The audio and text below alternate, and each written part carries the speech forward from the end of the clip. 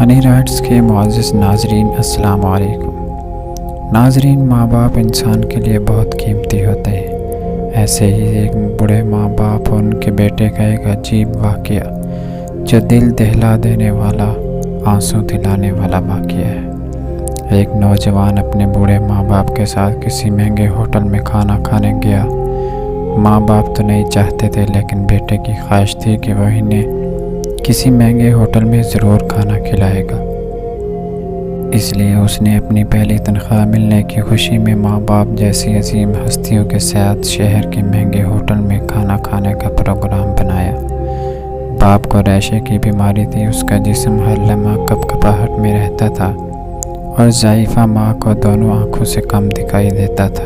یہ شخص اپنی خستہ حالی اور بوڑھے ماں باپ کے ہمراہ جب ہوٹل میں داخل ہوا تو وہاں موجود امیر لوگوں نے سر سے پیر تک ان تینوں کو یوں عجیب و غریب نظروں سے دیکھا جیسے وہ غلطی سے وہاں آ گئے ہوں۔ کھانا کھانے کے لیے بیٹا اپنے دونوں ماں باپ کے درمیان بیٹھ گیا۔ وہ ایک نوالا اپنی ضعیفہ ماں کے منہ میں ڈالتا اور دوسرا نوالا بوڑھے باپ کے منہ میں۔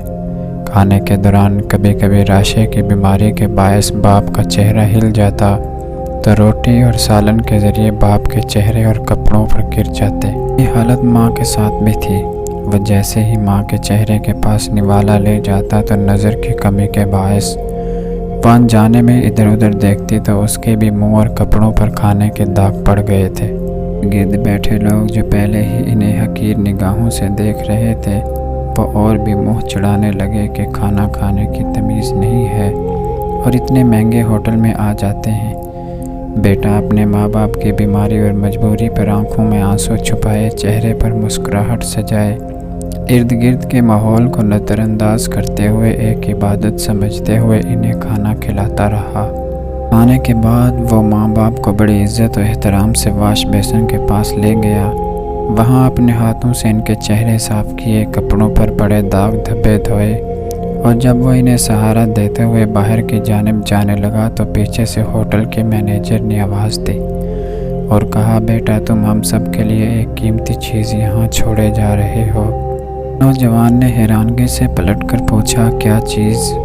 مینیجر اپنی اینک اتار کر آنسو پوچھتے ہوئے بولا، نوجوان بچوں کے لیے سبق اور بوڑھے ماں باپ کے لیے امید۔